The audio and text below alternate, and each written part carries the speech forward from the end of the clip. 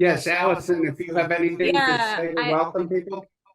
I thank you all for coming. This is, a lovely thing that we're doing. I think Nina would have really, appreciated it. So I'm glad we could all make it. Someone to watch over you while you were experimenting.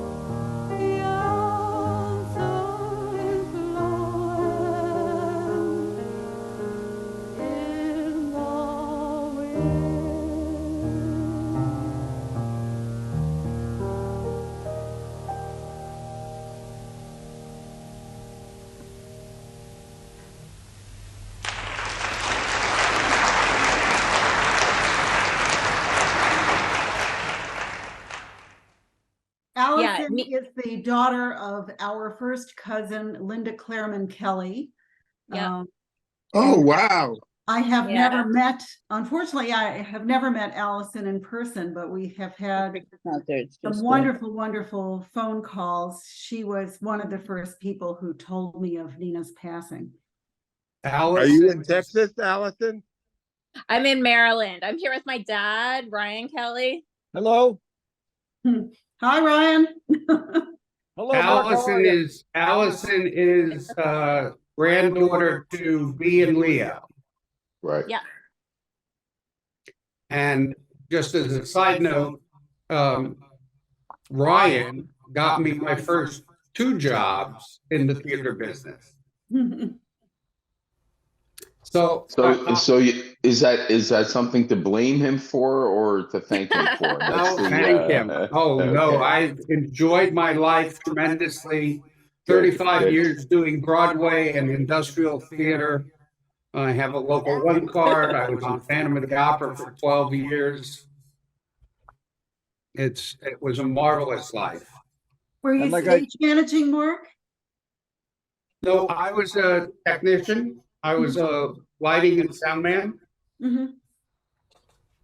And like I said before, with all the awards that he got and everything, he never thanked me once.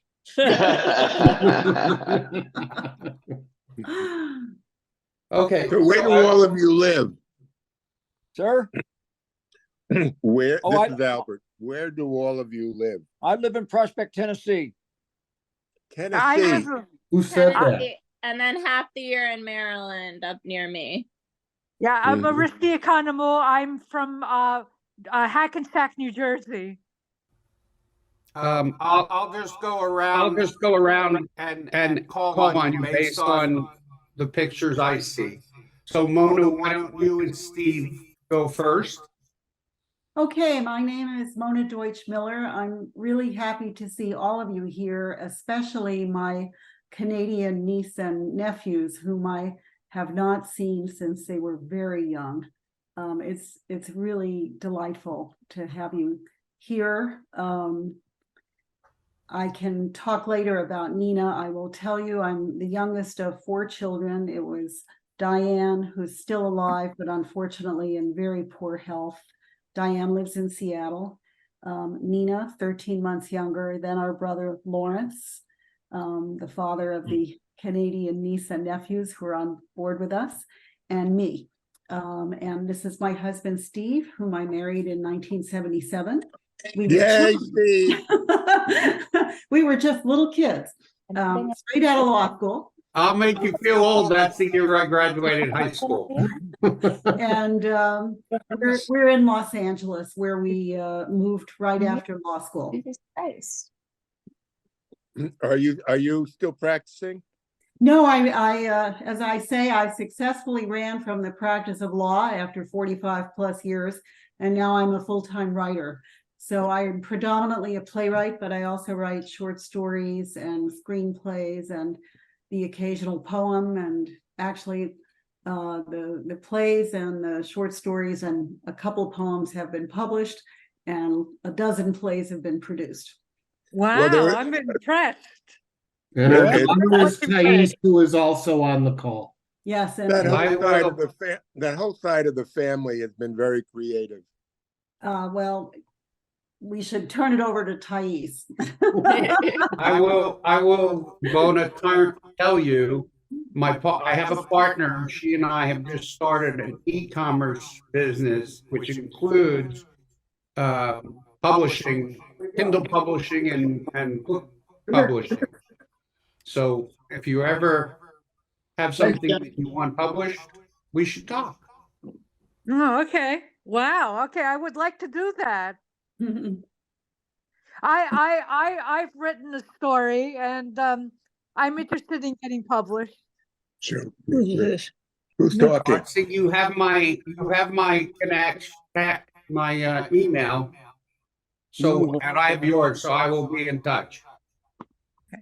Okay. Well, I'm going to exercise a little executive privilege since I'm theoretically a co-host, and I'm going to turn it over to Thais, and then I'm going to suggest that she turned it over to her first cousins, whom she hasn't seen since she was quite young. Wow. I'm Hi. not sure she ever met David. Well, it's really nice to meet you, Dave. And it's really lovely to see my cousins, and it's lovely to see family. Thank you to everybody who organized this. My name is Thais. I'm based in San Francisco, and I was Nina's niece. I am Nina's niece. Yeah, and just okay, I'll turn it over. I'll turn it over. Where's to Dave. where's your husband? Oh, my husband, Chad, is currently on a choir retreat 4 hours north of here in Clear Lake, California. But he is with us in spirit. He's thinking of us. Thank you for asking. Yeah.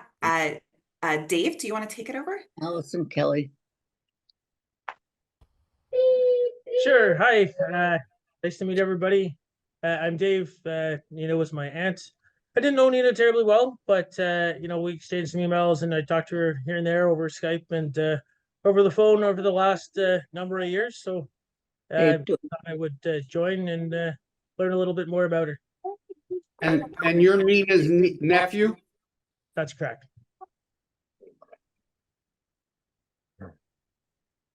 Okay, I'll step up to David Claremont. Hello, everybody. It's good to see everybody. I think the last time I saw Mona, she was on Jeopardy. She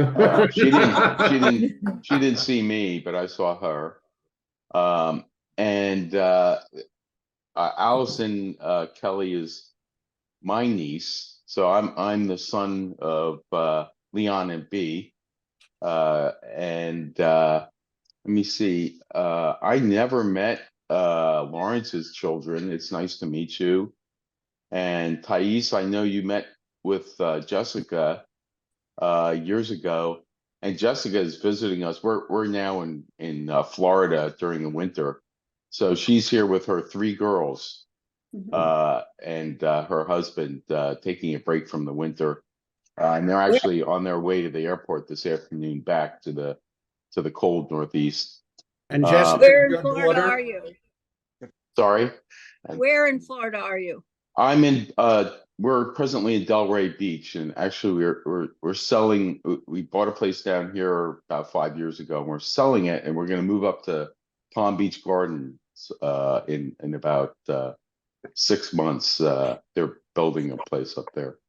I lived right next door to Palm Beach Gardens for 20 years. Oh, where are you now? Now I'm in Portland, Oregon. Oh, well, it's a little bit far for a commute. It's far for a commute, and it's far distant in weather. Yeah. Well, I normally live up in the Philadelphia area, an area called Yardley, Pennsylvania now. Oh, and I live in New Hope.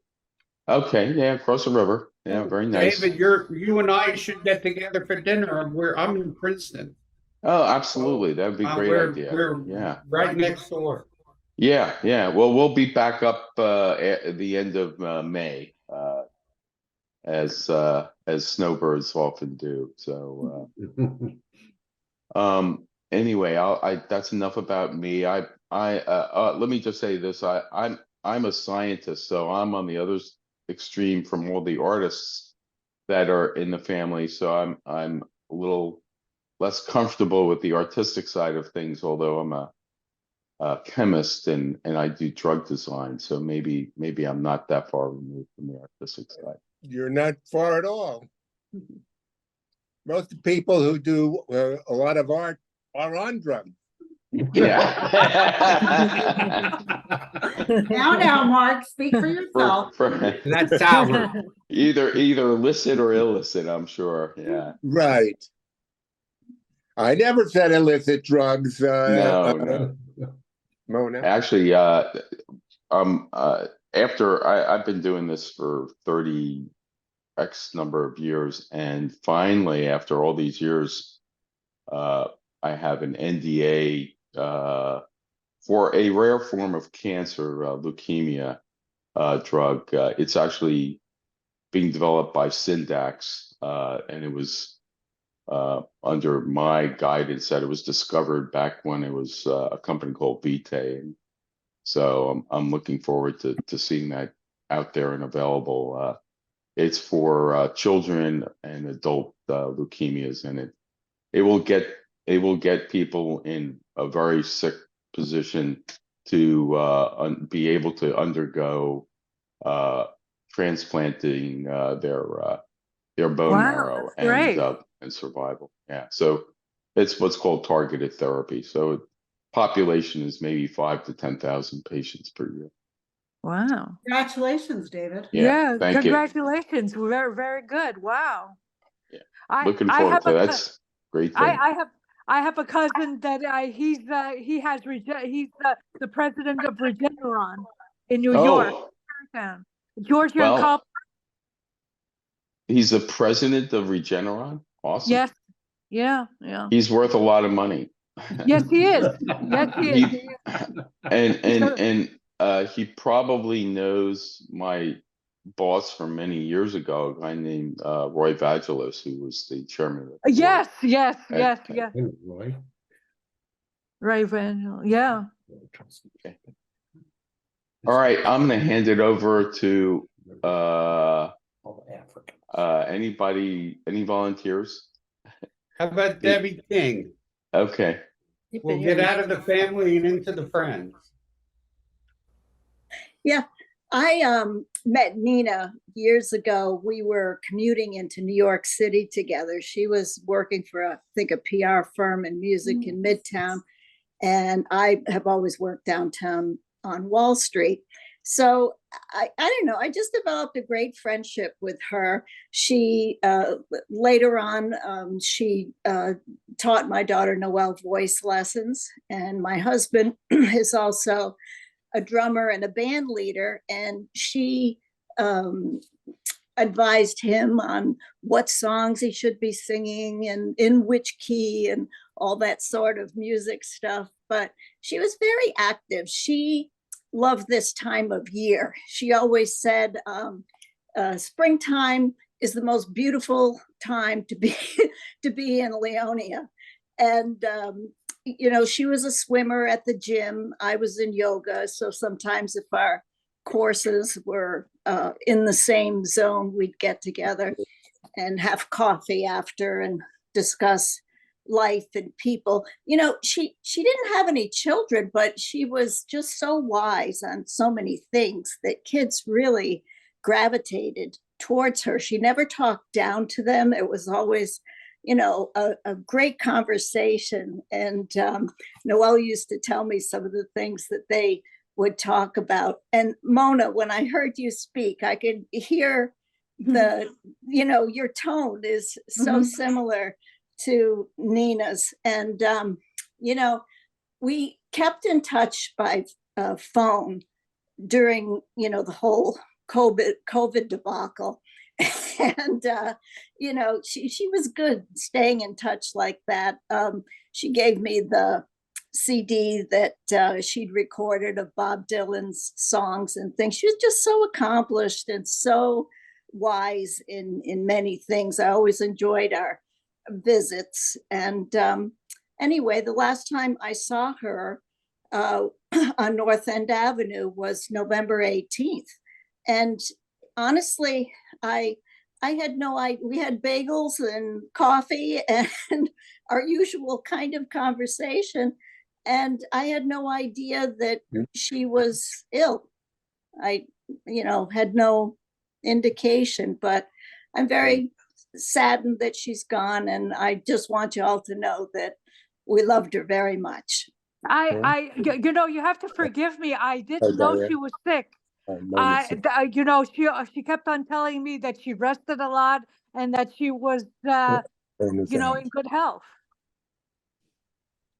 Yeah, I think my understanding, at least what the medical examiner said, is that it was a sudden thing where her artery was clogged, and she, you know, passed away peacefully in her sleep, but it was an artery that was clogged. She had said to me that her health was declining, but I don't think it was an illness that she knew about. Mhm.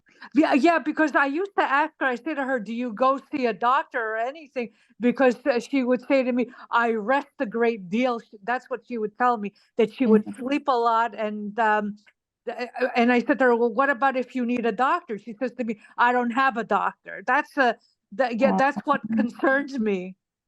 Yeah. Well, I mean, I'm taking care of her bills and stuff. So she had some kind of doctors that I've seen, bills from, and a dentist, definitely a dentist. So yeah, but sudden, and she was only 80. None of us saw it coming, so it was, Yeah. really Very sad. Very sad. Yeah. No. Wow. Bill Yeah. Callow, how are you related? Are you? Hi, everybody. Thank you for having me.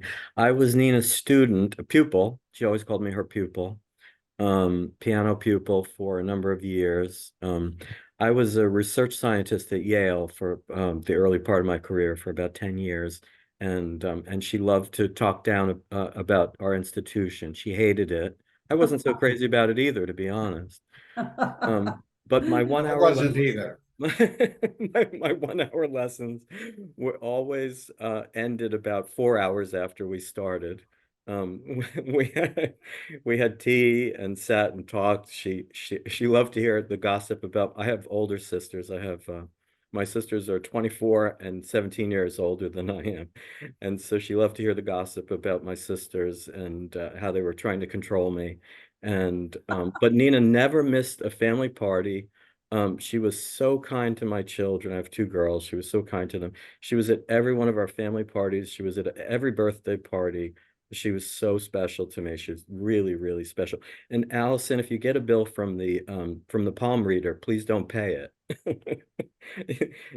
Nina didn't like doctors, but she did like people who read her fortune. So don't pay that one.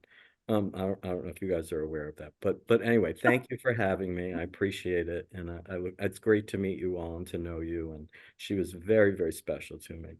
So I look forward to listening. If I can interrupt about Yale, I will tell you that the summer after my first year of law school, I did research for a distinguished professor at Yale, and Nina had just finished up her master's at Yale and immediately filled me with a zillion stories and instructions about how incredibly dangerous the campus was, and how I was living in the graduate dorm near the law school for the summer. Well, I was so terrified. There had been a number of rapes on campus that I would leave, and I was doing research that sometimes had me in the law library late at night. I'd leave the law library with my key in my hand, and I would walk down the middle of the street because Yale is this old Gothic looking place with all of these gates, and it's like perfect for somebody to jump out of the shadows and get you. And I was really scared. I'd walk the 2 blocks to the gate, open the gate, run into my dorm, and thank my lucky stars that I hadn't been killed. The whole summer was like that because I had to see Professor Moore once a week, and he worked at the New Haven Railroad. He was one of the people who was in charge of the bankruptcy. And there was no good public transportation to get me to the railroad. And I didn't want to, I was, using the money for school. I didn't want to use up all my earnings on taxis. At one point, I even went through the directory for New Haven, and I found this van service that said they would pick you up. And I said, okay, great. Once a week, I need to go from the Yale campus to the New Haven Railroad station. And they said to me, well, are you disabled? And I said, well, not yet. But if this keeps going, they would only pick up disabled people. So somehow I survived. I had a choice between walking under the really creepy overpass or walking by the projects on my way to the New Haven Railroad. And either way was incredibly frightening, but somehow I made it through the summer. Wow. I'm sorry for the interruption. We should head back to friends and family and Ronnie and Don. Hey, I'm a cousin of Nina's, and we're living in Arlington, Virginia. One memory I have of Nina is we were visiting my parents in Florida. By the way, Nina was always very close with my mother. And your mother is? Ruth Claremont. Thank you. And Nina was working on a ship as a piano player, and she invited us to come tour the ship, and it was very exciting. It was the first time we were on a cruise ship, and I have to say, since the early 2000s, we've been on about 80 plus cruises. So she was my first experience with something we have learned to enjoy very much.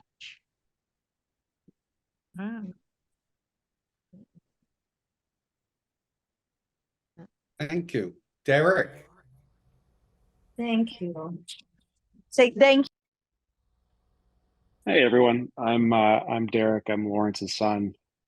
My sister's Lara. We haven't seen Aunt Nina in a long time, but fondly remember visiting her in New Jersey, and my great uncle Irving and great aunt Ruth, along with Ronnie and Dawn when we were kids. Always enjoyed doing that, and I'm in Toronto now. I'll pass it to Lara. Hi everyone, I'm Lara. I live in Ottawa, Canada.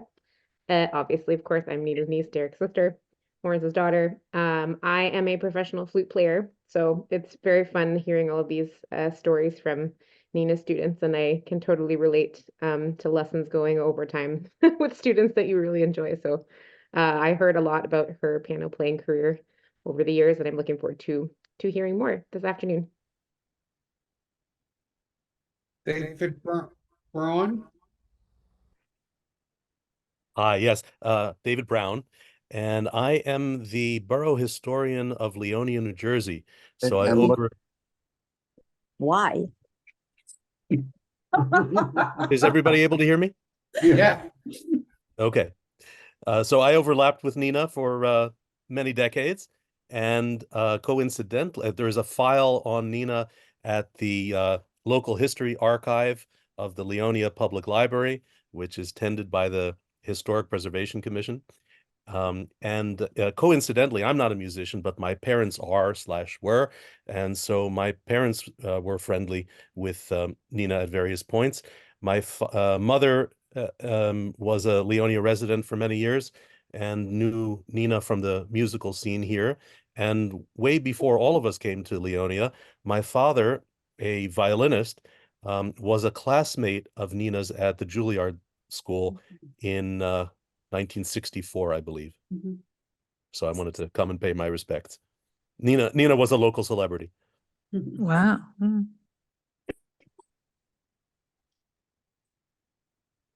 Barbara?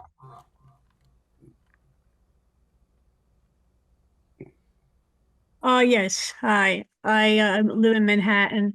I'm not related in any way. I saw the ad. I saw her video of the piece with China and her singing and playing in Chinese. So I thought she was very interesting. So I asked to be to listen in, and I'm like hearing all the beautiful things and all the beautiful people. What? It's too loud. Why is it too loud? Did somebody ask me something? I didn't hear. No, some people haven't muted their own microphones. I'm trying to keep on top of that. I'm sorry. Ellen, wait. Sikoff? Did I pronounce that last name right? It's Sykov? Elaine Sykov, who's a dear friend of mine in Los Angeles.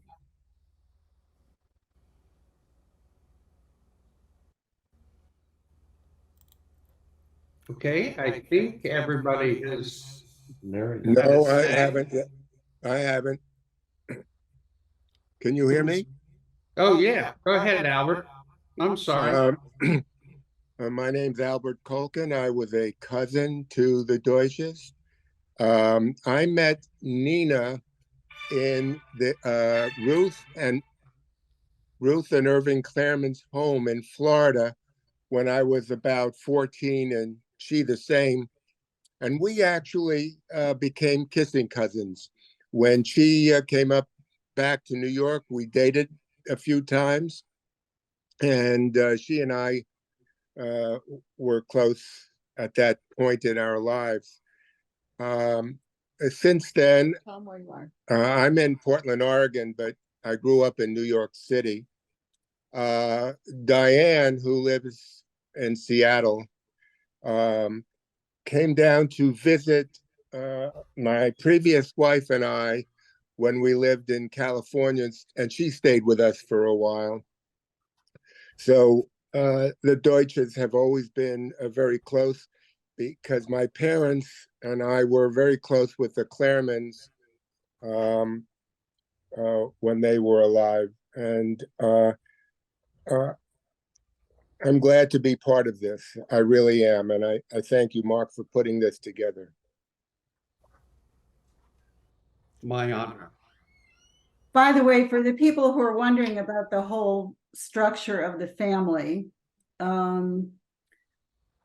Goldie Halpern married Nathan Schmuckler. They came to the United States from Poland separately. Nathan snuck in through Canada. Goldie managed to get a visa from Russia. The Poles wouldn't give her a visa, and brought 3 young children. My mother, Frida, age 7 in 1922, Frida's younger brother, Irving, and the youngest brother, Leon. Goldie also sponsored my mother and father to come here. So the youngest sister, Goldie, was from a huge family. She was very active in getting everybody out, which was very lucky for them because the cousins on the Schmuckler side, and Schmuckler became Claremont. Most of them did not survive. My mother, Frida, married Irvin, had the 4 kids, Diane, Nina, Lawrence, me. Irving married Ruth, had Neil Claremont and Ronnie Claremont, now Ronnie Claremont Lee. All of these people have kids. And the youngest brother, Leon, married Bea and had David, Linda, who's the mother of Allison, and the oldest brother, whom we all called Bobby. And these people have kids. So I was the next to youngest of the 9 first cousins I had. Our daughter, actually, Thais, who's a writer, has done huge amounts of research. Ronnie was kind enough to give me a treasure trove of letters in Yiddish that she found among her father's belongings after his passing well into his 90s. At least some members of the family have enjoyed tremendous longevity. And these Yiddish letters are fascinating, and they give insight into what was going on among the family members who didn't leave Europe, because they were writing to my grandmother Goldie. My grandfather, I never knew him. He died in 1939. But the family members stayed in touch with Goldie from the 20s through the 40s. So the letters are quite a fascinating window into the lives of the few cousins who survived. Might you publish that? Well, that's up to Thais. You should ask her. The letters are really fascinating, and they really just show the immense amount of love for the family, and also how hard they were working to try to get more family members from Poland back to the US, and how hard it was, and how totally anti-Semitic all of the immigration laws were in the 1930s and 1940s.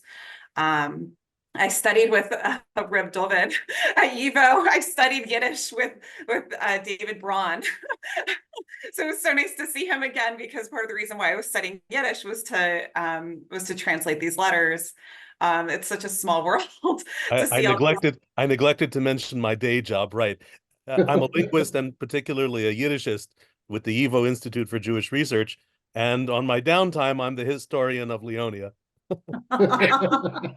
It's a very small world. I mean, you really got to watch what you do because Right. everybody out there knows somebody who knows you. It's Yeah. tremendous. We will have to get together to talk about publishing those letters. They're really lovely letters, and I wanted to share, because we're going around and sharing stories about Nina. I wanted to share a really quick story about Nina, if that's okay. She came to give a concert at American Jewish University, which is very close to my parents' house, and I was probably in middle school at the time, and she was giving a solo concert. She used to travel around the country giving these amazing concerts where she would play old standards. And she, not only was she an incredible pianist, she was also a wonderful singer. And so she would play these old standards, and the audience members were usually my grandparents' age. And I just remember she would start singing, and everyone, it was almost like all of the years sort of melted off of everybody in the audience. It was like the entire audience was glowing just listening to her performances. They would start singing in the audience. And she was such a beautiful performer. She would do this one song where she'd be kind of singing the standard. She was this amazing performer. And then she'd kind of turn to the audience all of a sudden at the very end and wink. And I just remember being like, oh, only Nina could pull off doing this like little wink to the audience at the end. It was it was just very sweet. She was a natural performer. She was very, very talented. She told me that when she was touring in China, she did an interesting combination of Ives and popular folk songs and ballads and things like that. She also accompanied herself at the piano, which was apparently unheard of in China in the early 80s. But at one point at the end of a song, it was a Cole Porter or Gershwin song, and it went with the song. She blew a kiss to the audience.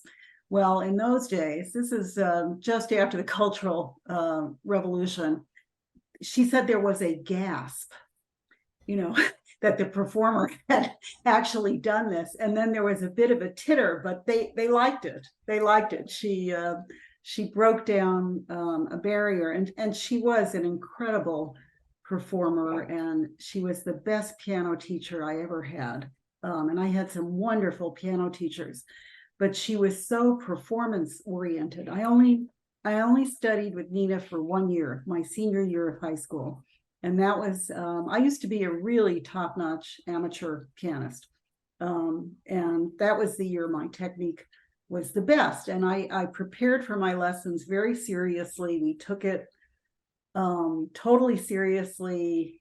I had to pay for the lessons. I didn't want to humiliate myself by not practicing. I had a pretty advanced repertoire.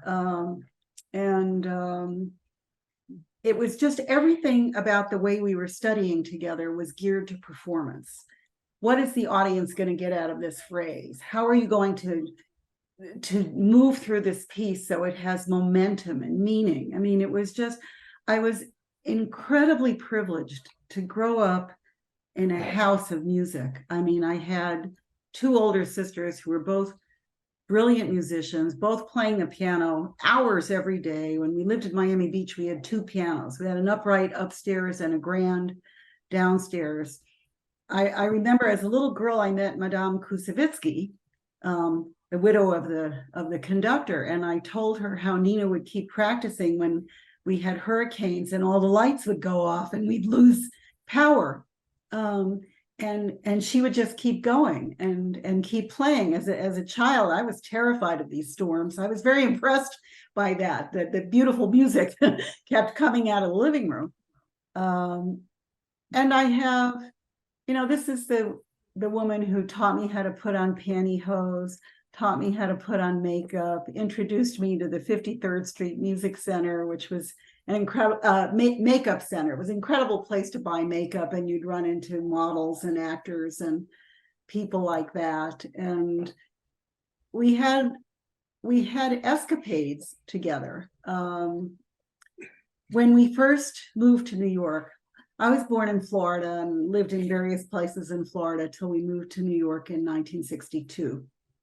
And there was this one weird summer where I shared a room, which was my parents' room in the apartment, with both my older sisters, Diane and Nina. They had the beds, I had a cot. I thought this was great fun. I strongly suspect that my 19-and-a-half-year-old and 20-and-a-half-year-old sisters did not think this was so much fun, but I thought it was great. Anyway, Diane left. I think she had a fellowship to study in Israel or something. There was a time when Nina and I were sharing this room, and Nina would go to bed very early and get up very early, and she was a very light sleeper. So when I'd come in at night, even though I was trying to be quiet, she would see me and she'd wake up. Well, in my head, it was clear that if she didn't see me, she would just go back to sleep and all would be well. So one night, because I was always going to bed later than Nina, even with our very strict parents who made me go to bed quite early. But I crept into the room and I came in on all fours, and it was dark and she didn't wake up, and I quietly climbed into bed and I thought, oh, good, I didn't disturb her. Well, morning comes and Nina looks at me and says, Mona, was that you crawling around the room last night? And I say, yes, but you didn't hear me. And she said, oh, yes, I did. I thought you were a burglar and it would be better to pretend to be asleep. So Wow. she was not happy with this, but we had a lot of fun together. We had some wonderful escapades. At one point, life in that New York apartment was just, it was unbelievable. I could come home from high school and Nina would be rehearsing with somebody in the living room, and she knew I had started to fall in love with chamber music. And one time she was with this violinist from Juilliard named Marcello something, and she just commanded him to play this little Mozart violin and piano sonata I was learning. Well, I'm thinking, oh, I can't play with a Juilliard violinist. I can't do this. I can't do this. Well, Nina wasn't going to take no for an answer, and the guy liked her, so he wasn't going to say no. So I ended up playing with him.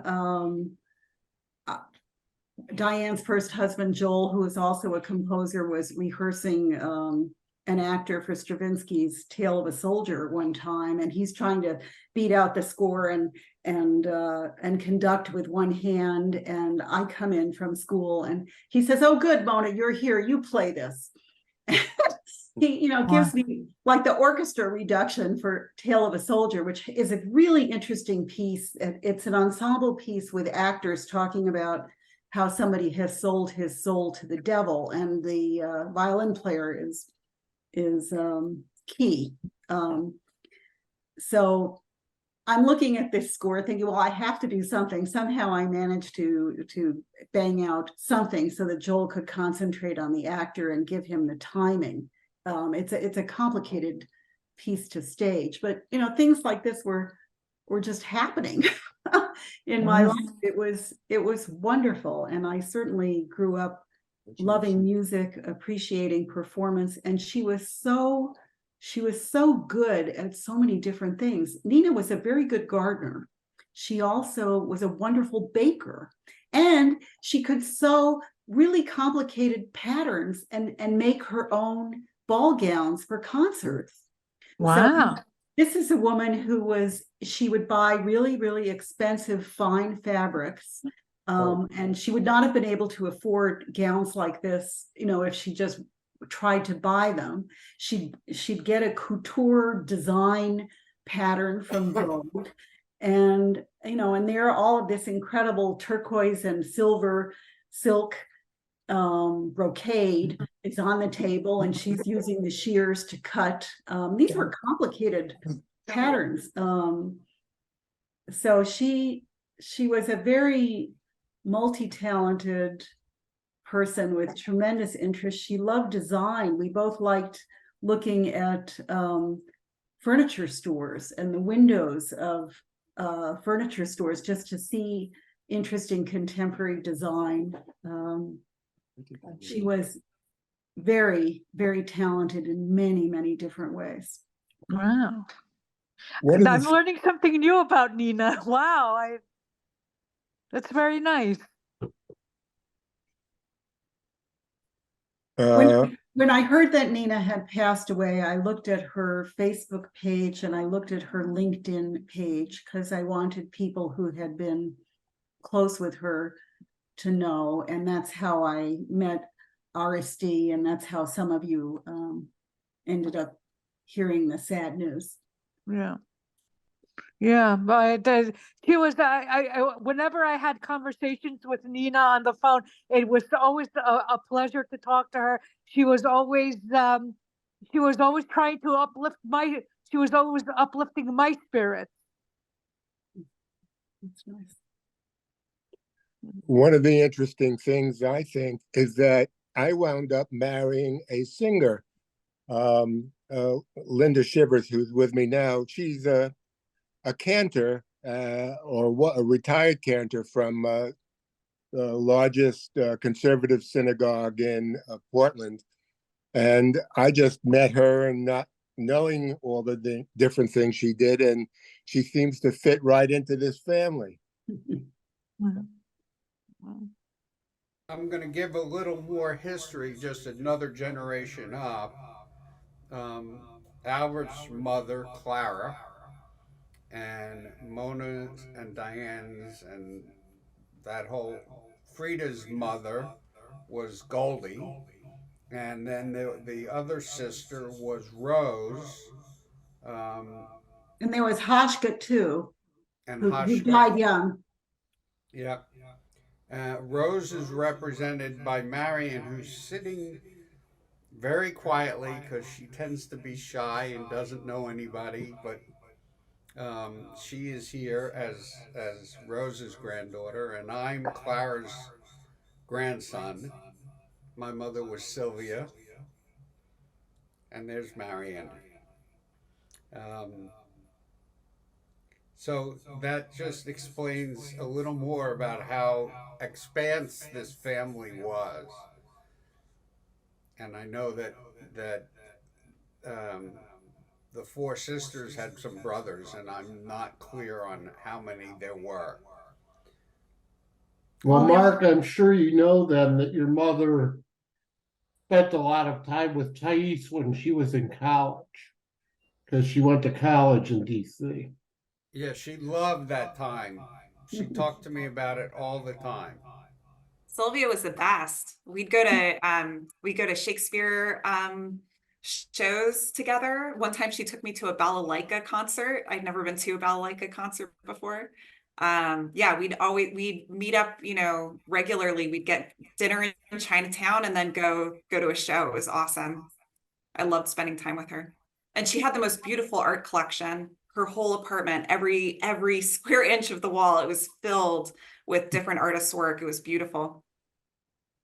I copied that style in our home. We don't have as much as Sylvia had. Yeah. I have photos of all of that artwork. A lot of the artwork, well, some of the artwork unfortunately got destroyed in Hurricane Andrew because I had it in a storage space and the roof leaked. In the room. Joey, come on, Joey. But the sisters, Goldie, Clara, I remember as a child, Goldie, Clara, and Rose getting together for dinners, for holidays. They were very close to each other.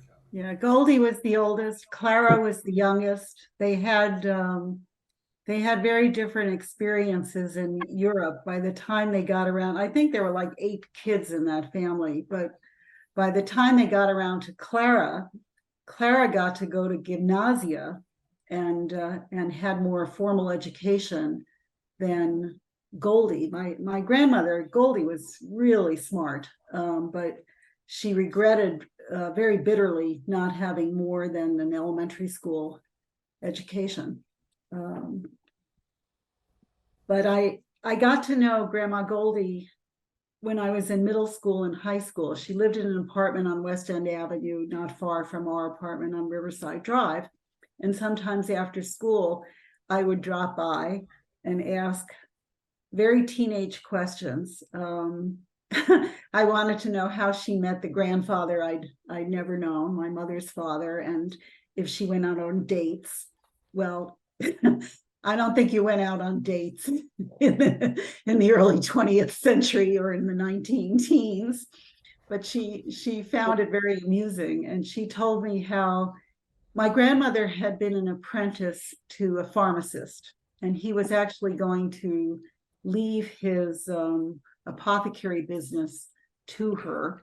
He was training her in the business, and she was a brilliant businesswoman. But he died suddenly, and his widow just sold the business, and Goldie was out. So then Goldie went into business for herself, producing a very pure form of baking soda, which of course is used as a cleaning product. And I can't think of the proper,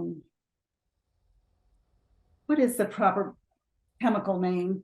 Oh, it's Anyway, she Sodium bicarbonate. right. yes, right. She also produced some other product with potassium in it, I think. But anyway, she said that the big companies, her product was very pure and people really liked it, and the big companies ran her out of business.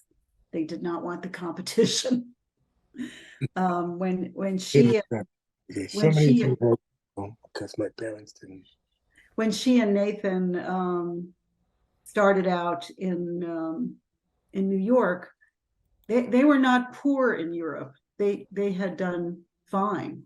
I mean, they even had a country home. One of my mother's earliest memories is of people that she perceived at the time as Cossacks rushing up on horseback into the courtyard of their country home and unfurling their whips at her younger brother Irving. And then they looted the house and they demanded that her father give them his gold wedding band. Her mother was away shopping at the time. And they were, my mother was around 5 and she was terrified. And she prayed with all of her might that the wedding band come off her father's finger, because the guys on horseback said that they were going to cut his finger off to get it.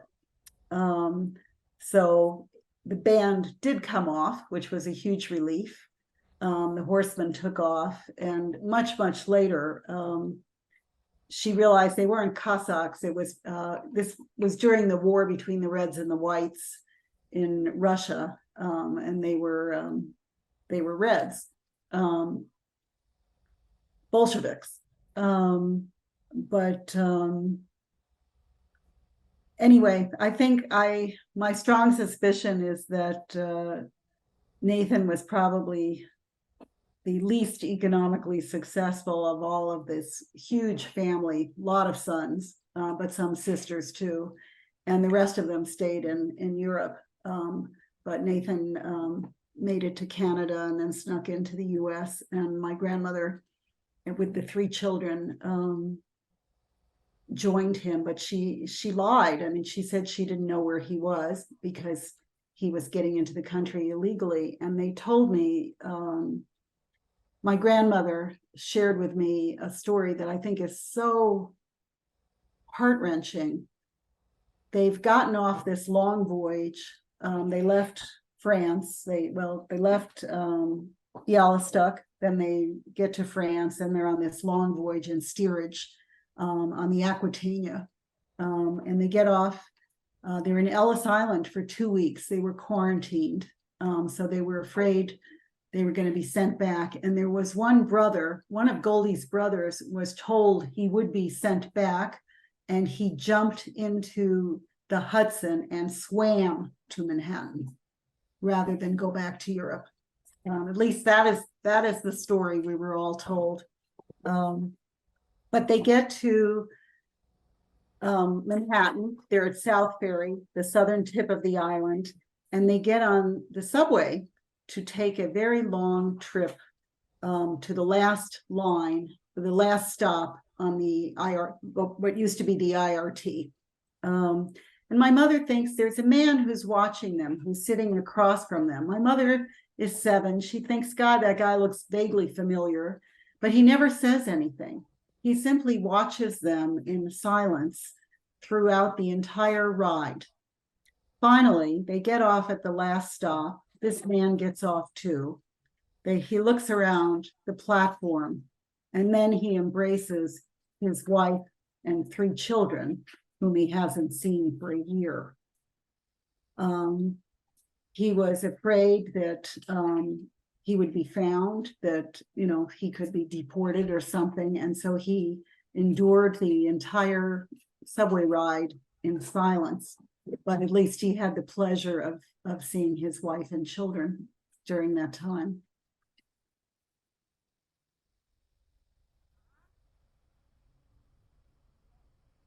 My dad used to tell that story too. He didn't know all the details of the subway stops, but exactly the same story. Now, I don't. Do we know if that when they came over, whether Nathan was able to get working papers somehow, or He did, and he Yeah. became a U.S. citizen. I mean, Oh, it he took did. time. He did. Yeah, no, they all became citizens, and they Yeah, were yeah. proud. They were very proud of being citizens. In fact, Grandma Goldie would actually say, "I am proud to pay my taxes to the United States of America." I mean, they were thrilled to be here and to make it here. So yes,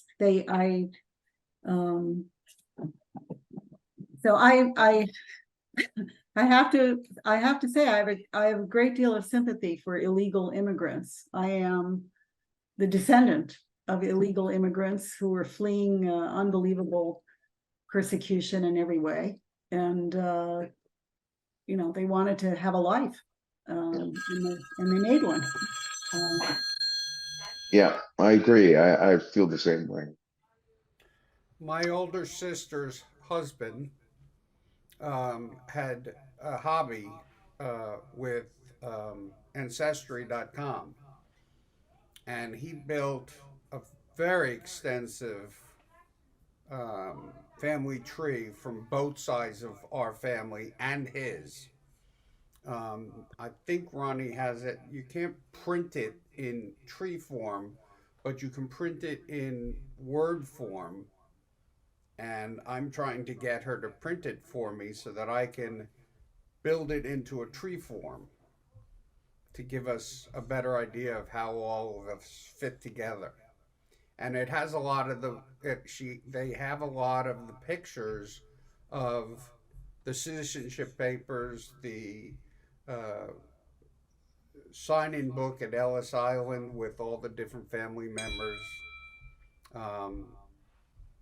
It was his pet hobby for many years. Thais and I had a fun visit to Ellis Island with my mother, her grandmother. And so we had Grandma Frida in one ear and the formal tour in the other. It was a famous newscaster, Tom Brokaw. So Tom Brokaw in one ear on the tour is telling us that Ellis Island was very clean. My mother is saying, "Oh no, it wasn't," you know, and this happened and that happened, and my mother is saying, "No, it didn't." It was really. They actually had a model of the Aquitania, which was the ship she came over on at Ellis Island. So it was a very special time. Nina was very sensitive to all of these aspects of our family history. She was very close with Baba, which is what the older siblings called Grandma Goldie. And I remember she had an opportunity to go be at the Salzburg Festival, which is just an incredible music festival in Austria, in Mozart's birthplace, in the 60s, but we were all we were worried. You know, you would think all of this would have gone away, but the family was worried that she might face anti-Semitism in Salzburg in the early 60s. She competed in a bunch of high-profile competitions. There was an international Bach competition that was in DC that year. There were other competitions. She was really very eager to have a huge musical career and, you know, be the Yuja Wang of her time. She loved clothes. She really, I think Yuja does too. She liked clothes. She could make some very expensive clothes for herself. And she had wonderful taste.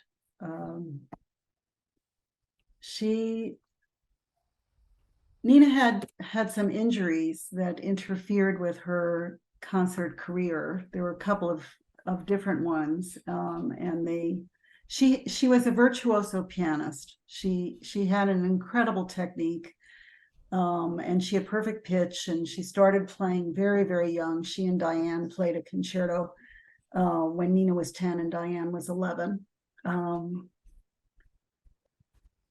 And there was a car accident, and then there was something else. And she didn't have the kind of control after that. That was one of the reasons that she switched into singing and doing pop music and folk songs. And it wasn't, if you're going to play Ravel's Gaspard de la Nuit, you have to have a virtuoso technique. It's just a phenomenally difficult piece. But she could play a lot of other stuff incredibly well, even if she had lost whatever control she lost. She masked it very well, so you would never know as a performer that she wasn't giving 110%. And I think she was giving 110%, but there were certain things that she couldn't do the way she had before. I think her playing was very passionate. She had the big, deep tone of the great Russian pianists. If you hear, you know, people like Gilels, it's a really full-bodied, it's a big, big sound, and that was the school that she had studied with, and she could do it. I mean, she was only 5'2", so this, you know, petite person would walk out on stage, and this sound, big sound, came out. When she made her Carnegie Hall debut, she actually asked me to be her page turner. She did most of the work by heart, but the Ives First Sonata. But I was too scared. I didn't want to be a page turner and screw up. So Joel Thome, Diane's first husband, the composer and conductor, was her page turner. But it was it's a big, big deal to have a debut at Carnegie Hall. A lot of people had debuts at Town Hall, which is next to Carnegie Hall and a fraction of the size, but very prestigious. But it's not the same as Carnegie Hall. And between Uncle Dave, Aunt Helene's husband, and my father, they filled that place. And they filled it to the point where it's even mentioned in the review that a large audience listened respectfully. So my parents were very supportive of Nina's and Diane's musical aspirations. They wanted them to pursue their passion and have the best teachers they could find. I think one of the reasons my parents did a big circle. They started out in Manhattan in 1939, then they lived in Nassau County. They lived in Pearl River. My dad went off to war. My mother followed him, so she trailed him to various army bases. They lived in Colorado Springs, they lived in Louisiana, then they lived in San Antonio, Texas, which is where Nina was born. Nina probably saved Daddy's life because she was late. So he waited, my father waited for the birth in 1943, and he was supposed to go off with a unit to Burma. Daddy was a doctor in World War II. But instead of going to Burma, most of the people who were sent to Burma did not come home. He went off with the Fifth Army to North Africa and Italy. He fell in love completely with Italy, which is why I have the name Mona, and why we have various artifacts, because Daddy brought home vases, plates, lamps, most of which were destroyed in the many moves we had. No, I think your father destroyed in the moves. Yeah, well, Daddy could be klutzy. Daddy could be klutzy and break things, but so Nina and Lawrence were born in Pearl River, New York. Then after the war, my father missed the wide open spaces, so they moved to Texas, lived in several places in Texas, and then we went to Florida, where I was born. And then after all of those years, at that point, Nina did her freshman year at Oberlin, and then she transferred to Juilliard, and Diane was at Eastman School of Music, although she also got a degree from Rochester, University of Rochester. So we finally ended up 7 blocks from where they'd been in 1939, in 1962. So I got to do the least moving of the 4 children, because at least once we got to New York in 62, we didn't move again. People used to ask me, was your father in the military? Why were you always moving so much? No, the grass was always greener someplace else for Daddy. And my mother said later, oh, I should have put my foot down, like after the 15th move or something. But she was happy to be closer to Nina and Diane than we had been living in Florida. And I was very happy. It took me about a year to adjust to life in Manhattan, because I had been a completely independent kid and very active, very outdoorsy in Florida. And so, of course, when you move to Manhattan and you have no street smarts and you're 9.5, your parents don't let you go anywhere by yourself. And the library, which was one of my favorite places because I was a voracious reader, happened to be on Amsterdam Avenue, which was a really bad street in those days. No longer. It's a very Tony street now. So that first year was just hellish. I couldn't go anywhere by myself. But once I sort of knew my way around and my parents were more comfortable, the Big Apple was at my feet. And so I had a kind of adolescence that is depicted in the movie The World of Henry Orient, where these 2 teenage girls bounce around New York and go to museums and concerts and plays and just have a blast as they pursue a concert pianist, Peter Sellers. Well, I wasn't pursuing any concert pianist, but I was doing all these wonderful cultural things with my girlfriends and truly having a blast.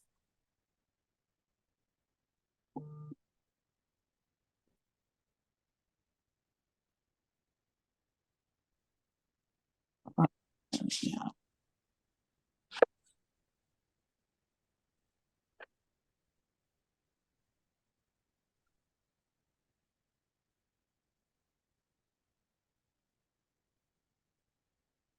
I'm wondering if you wouldn't mind, Lara and Derek and Absolutely. Deutsch, if you would tell me a little bit more about. You know what your Mona lives. was named Mona? Never mind. Oh, I'm sorry, Elaine. I didn't mean to cut you off.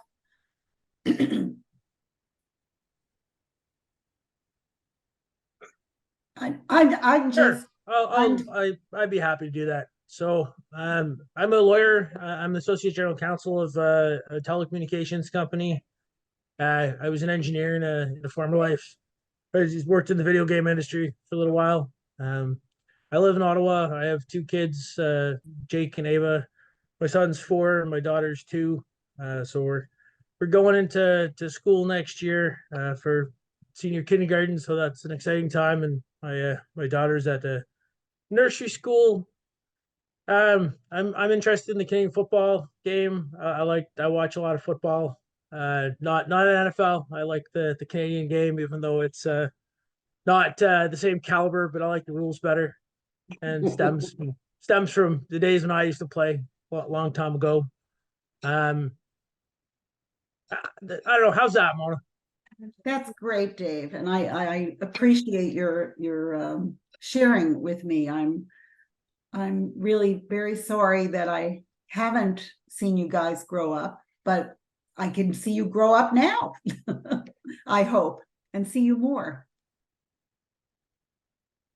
I'd like that. I'll jump in. So I live in Ottawa with my husband. He is a programmer for the federal government. I'm a musician myself, as I said, traveling quite a lot. So Ottawa's our home base, but I'm sort of all over the place at any given time for concerts and tours and that sort of thing. And we are expecting our first child in 3 weeks. So Wow. exciting. Yeah, exciting on news on our end. And yeah, most of our immediate family is in Ottawa, but my brother Derek unfortunately is in Toronto, so I don't see him as much as I would like to, but that's how that goes sometimes. But at least we're still both in Canada, which is nice. Congratulations. That's very exciting. I'm actually pregnant too. Congratulations May. to you. Thank you. Congratulations. When do you do? In May. Okay. Yeah. All right, so also coming up pretty soon then. Yeah. I already feel like I'm 9 months pregnant. 2 months more to go. You're in the home stretch. Yeah. And Allison has one child already. This is not her first. Yeah, so I have a 4-year-old Benjamin. We call him Benny.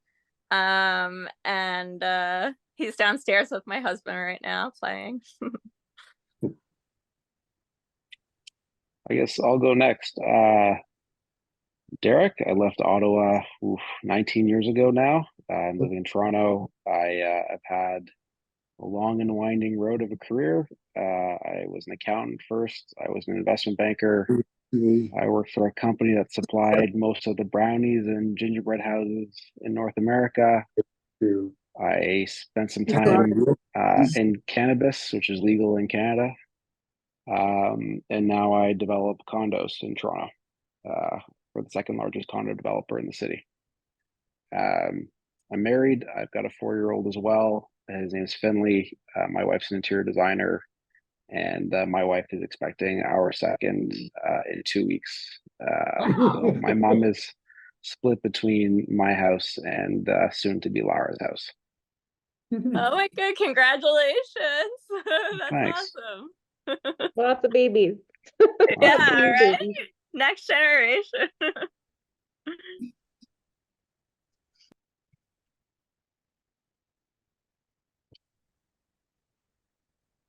By the way, we have a distant cousin in London who is a stage designer. So perhaps there's something in the genes that draws the family to performance or stage. Who knows? Who knows? A few cousins survived the Holocaust, went to Australia. One of them married a guy named Don Moraine. Her name was Sonia Moraine, and she was a sister of my maternal grandfather, Thais's, my mother Frida's, and Rose's, and Clara's father. Sonia apparently was very beautiful and survived the war by being the mistress of a Nazi officer who kept her safe and had a preternatural sense of where the next bombing would take place, because he would always whisk her away to safety. She ended up in a refugee camp in France. So did another member of that family, and I don't know if it was her brother or her cousin. Brother? It was her brother. I learned all of this from the letters. It's been really fascinating. I was just going to say, I know the descendants of Leon are on the call, and something funny that came up in the letters is that a lot of the names were changed from Yiddish into English. And so one of the funny letters that goes back and forth in the 1930s is that Leon, who is my grandma Frida's brother, and Irving's brother, Leon used to go by Sholem in the old country, and they changed it to Leon in the US.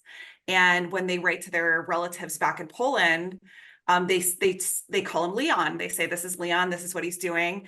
And the relatives in Poland say to him, who's this Leon? We really know Sholem.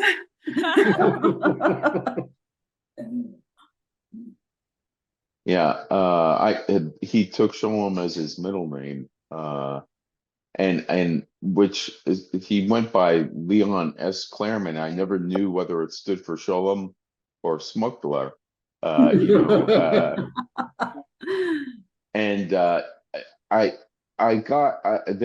had a sense that the name change from Smuggler to Clareman was done to protect the next generation from the torment that he and his brother endured as kids growing up. So I guess we all have him to thank and Irving to thank to have been able to avoid a lot of fights in school from name calling, etc. It was interesting. I mentioned, Mona, I saw you on Jeopardy. My nephew also appeared on Jeopardy, and the story. You know how Alec Trebek would ask some funny stories in the beginning, and he told the story about how his grandfather changed his name from Smuggler, and he pronounced it Smuggler, or Schmuckler. And he said, "Oh, I probably never would have gotten married if I had to, have that name." So it's an interesting, and I don't know, maybe Thais, the meaning of the word smuggler, if there is such a thing. But it means what? I believe it means jeweler. Jeweler. Oh, okay. Well, that's better than what I would have thought. Well, the Australian cousins' descendants kept the name Schmuckler, and they live in London. Okay. Oh, well, yeah, I'd love to see that information, the tree or what have you. It'd be fascinating. I think when you're young, and Thais, you're young, I know, but most people when they're young, they don't even consider any of that kind of stuff. They dismiss it, it's when you get older that you care. So, because I never had the opportunity to get into the nitty-gritty of the details of all the family tree and stuff until it was really too late. And because either my parents or their parents were either gone or didn't remember a lot of the details. So that you're stitching all this together is quite fascinating. Uncle Irving told me that the way they got to Claremont was that he thought Schmuckler Claremont. Yeah. That's what my dad said also. And they left the T off, which at the because the common name would have been Claremont.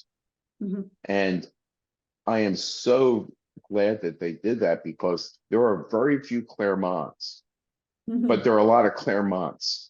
So if there's a Claremont and you Google that name, there's a high probability that they're a relative of ours. Unlike Miller. Yes, unlike Miller. yeah, exactly. So I'll chime in here. I had my camera off in the beginning because I was down at almost no power. And Mark introduced me as very shy, and that can be true.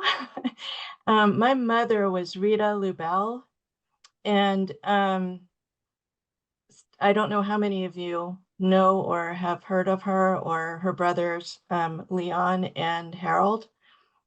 But I heard of the Claremonts from her, but mostly the first two generations that you've talked about. I don't know anything really about this generation beyond what I'm hearing today and these two generations. And thanks to Mark putting together a family Zoom call every so often during COVID. I met Mona once, but I'm really happy to be introduced to all of you, although it's not a great occasion for that, but I'm glad that it's happening. And really interested in all this history. On the performance side, well, I used to play the flute, but not nearly as well as you, I'm sure, Lara. And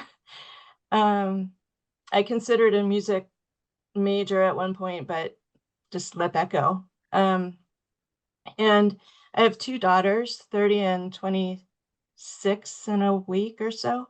And the younger one is a performer. She's a musical theater major. She studied in Epsom outside of London and also in New York for a year. And she's living now in Chicago and trying to make her way in the musical theater world. What's her name? Her name is Liora, Liora. My other daughter is Simona, Simona. My husband is Israeli from American parents who moved to Israel. And so both my daughters now have Israeli citizenship as well. And he also has a branch of his family in Canada, in Winnipeg. Mhm. And so that's us. His name is Elki. Oh, it's Eliakim, but we call him Elki. And he's in Israel right now, visiting his mother for her 95th birthday.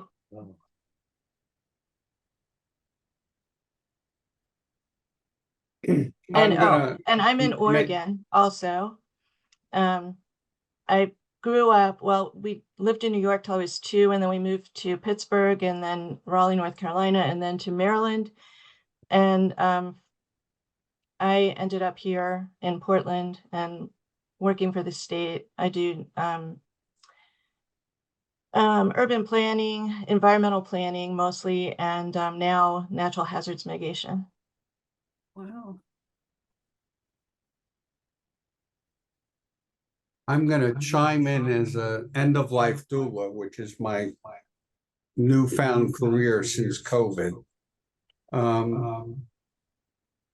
These celebrations are happy events. I no longer consider them sad because we're celebrating the life of a beautiful person. Yes, it's sad that we lost her, but the event, happiness.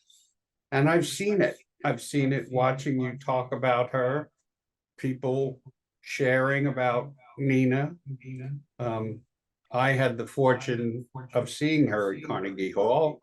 And then my mother and I would go on cruises. My mother would take me and my sisters on cruises. My mother and I loved to go to the piano bar. And at one of the piano bars, we walked in, and who, lo and behold, was sitting there? Nina. And we did not know at all. So I got to see the other side of Nina's performances. And those memories are good memories. They're fun memories. They're happy memories for me. Goodbye. Sorry to interrupt, but I'm going to have to drop off. But it was nice to meet everybody and to hear more about Nina. Hello, Jake. We're coming close to the end of our Can you tell them your time. name, Jake? And before everybody starts, Aw, hi there, sweetheart. Say hi, Eva. we're coming to the end of our time, or scheduled time. Hi. And I was wondering if I could And this is entice Margaret, my I'm the aunt grandma. to lead us in a cottage. Sister-in-law to Nina. And Mona.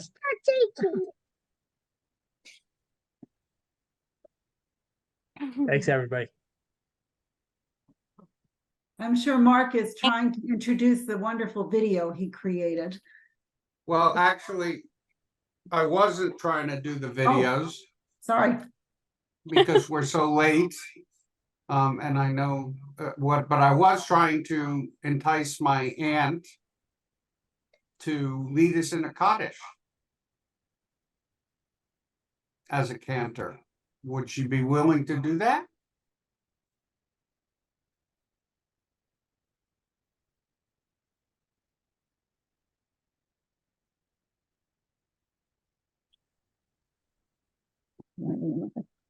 No.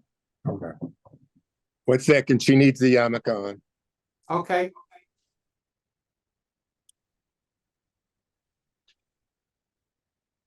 I got it.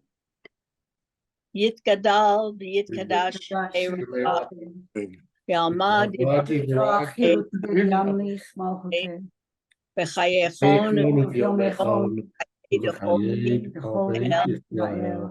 Ba'agala ubisma Amen. Yehi Shmei Rabba Ome Amaya Yit Barach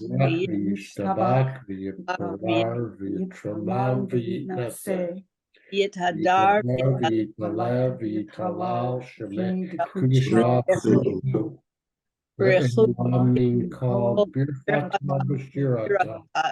Tush the Amiran Yehi Shalom Chayim Aleinu Amen. Os Shalom Huya Shalom Aleinu Israel all Yoshvei Tevel the Emru. Thank you. Amen. Thank you. I will be taking this, which I recorded, and I will take the legacy video that I made and the funeral video, and I will put them together into a video and post it on YouTube, and then share that link with everybody that was on the invite list. So Can they we could also get- get a list of emails? I'm sorry? Can we get a list of everybody's emails? Yes, that would be very If nice. everybody's okay with that, I have no problem. That's why we did the registration, so we have a guest list and we can do that. Great. Well, again, let me say how happy I am to see and hear from all of you and my wonderful first cousins whom I don't get to see very often, and to sort of reintroduce myself to my niece and nephews. And I hope, of course, that if any of you come to Los Angeles, you'll look us up. And heavens, with all of these new beings about to be born, what an incredible time this is. So for all the mothers, I wish you a very easy, smooth delivery and perfect health and a quick recovery. And I can tell you this, my sister would have appreciated a nice big house. That would have made her smile. And I'll tell you one more story. Nina and I, at the time we were both living in the same apartment, we would often be taking the 79th Street Crosstown, a bus in Manhattan that would go from the west side to the east side and back. And, Nina had a beautiful big smile, just a wonderful smile. And she'd come home and tell me about how the bus driver had tried to chat her up and was flirting with her on the bus. Well, it turned out the same bus driver was flirting with me. I was also using the 79th Street Crosstown, and I guess the guy had his line for us, but he made us both feel very special. She was a lot of fun, and she was really, really funny. There was a period of time when Nina, Diane, and I all looked a bit like Barbara Streisand. And Streisand herself noticed it because she passed Diane on the street one day and she stared at Diane. Diane told us about this when she came home. And Diane said, well, she looked really good. And then she paused and said, but I look pretty damn good too. But anyway, Nina dated a series of comedians at one point, and she'd come back from these dates, and sometimes she would do their routines for me. I mean, she could be incredibly funny. Who am I? Who am I? I'm a resort hiding behind the palm trees. Stuff was just so ridiculous, but she was very, very funny. So I thank you. You have reminded me of the enormous love and warmth, and I got so much from my sister Nina, and it's great to share that with you, and it's great to see you, and I would like to see you some more. Yeah, very well said. Thank you, Mona. Mark, thank you for putting this together. Yes, thank you Really so much, appreciate Mark. that. I will go back to a monthly family Zoom meeting and include you all in the invitation. We did it during COVID. It was successful. And it's time that we try to do something similar again. And it sounds like there's enough musicians where we could actually have a concert. And a concert, yeah. Well, you can't concert on Zoom because of delay. I know. But if you each lay down a track of a song, if you pick a song and each lay down a track and send me the track, I can mix it together and then play the. Awesome. All right, I'll do the drum track for you.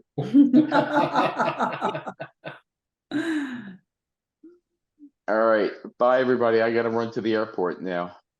Thank you all for Thank you, David. for allowing me. Allison, is Thank there you. anything else you want to say? Oh, Thank you for.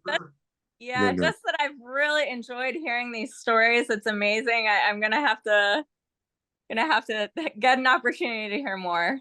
It's really. I'm so thankful that you connected and contacted everybody, and yes, I'm very grateful. Thank you, Allison. Oh, It's sure. very No, grateful. my pleasure. My pleasure.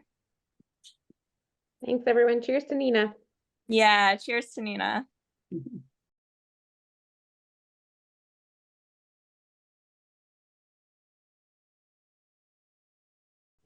I knew Nina for the last 10 years, and we communicated by phone sometimes, email sometimes. She was a lovely lady, very talented at piano, although I only saw her performances on YouTube, not in person, unfortunately. But she was good friends with my grandparents, Dee and Lee. I'll speak on the behalf of the clan. I knew Nina when I was younger. My mother used to like to go see her perform, and I would accompany her, and I'd love to go to concerts. So I do remember her. It's a beautiful voice, like an angel, and I loved going.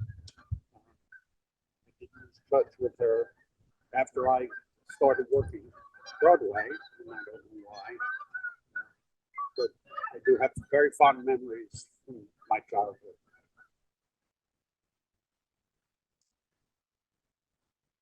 This is a very old Irish saying, but I feel is appropriate for the moment. Though those who love have left your sight, yet on the other side they say, look, here she comes. And just something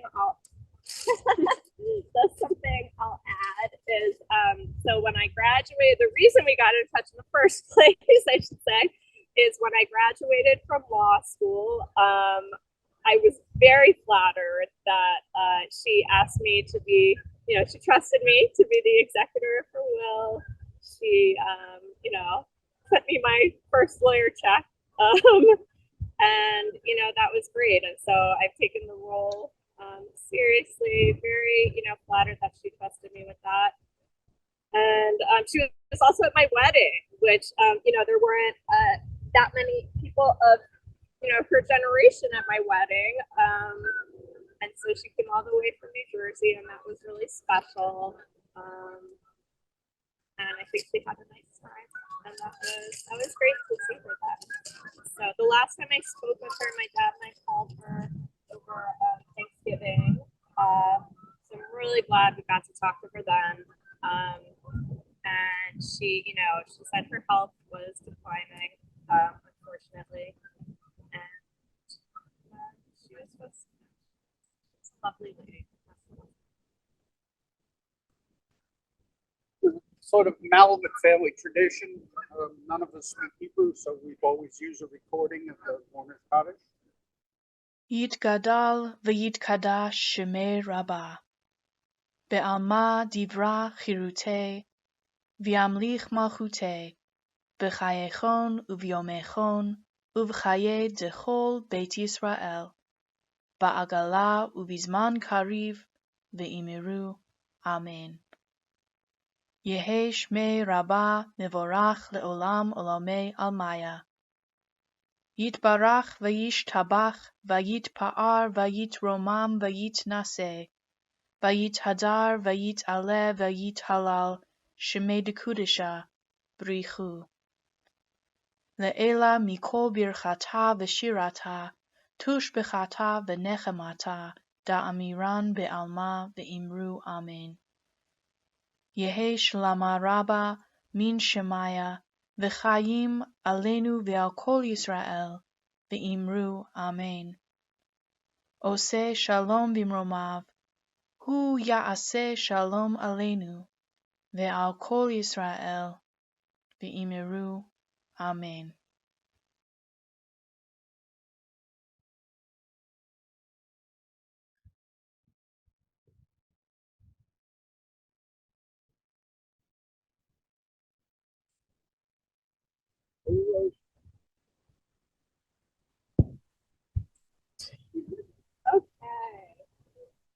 Well, this is the Catholic tradition. Well, what to do? Yeah, just pretty. All right, and here I'll get the rest of that.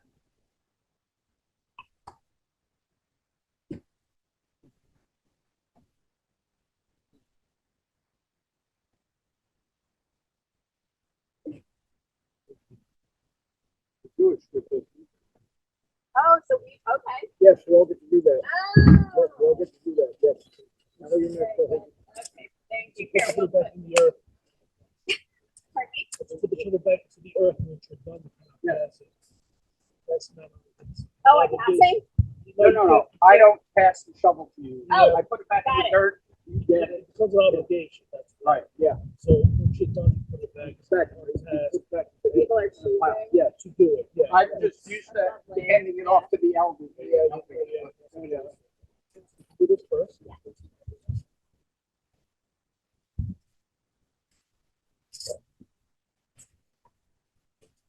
You deserve it.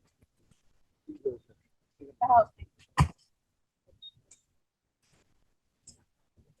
Cameron, you want to do that?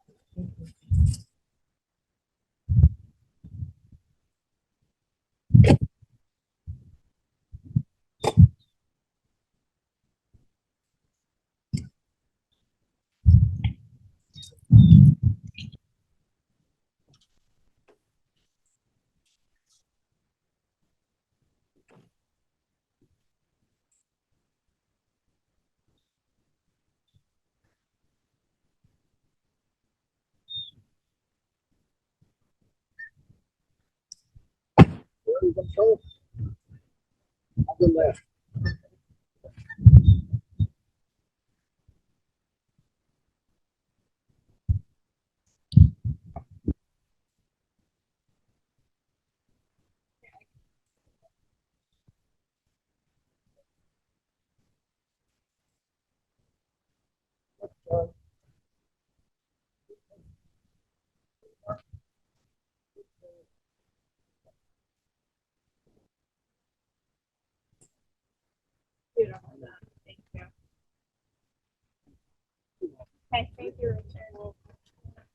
be in touch with you.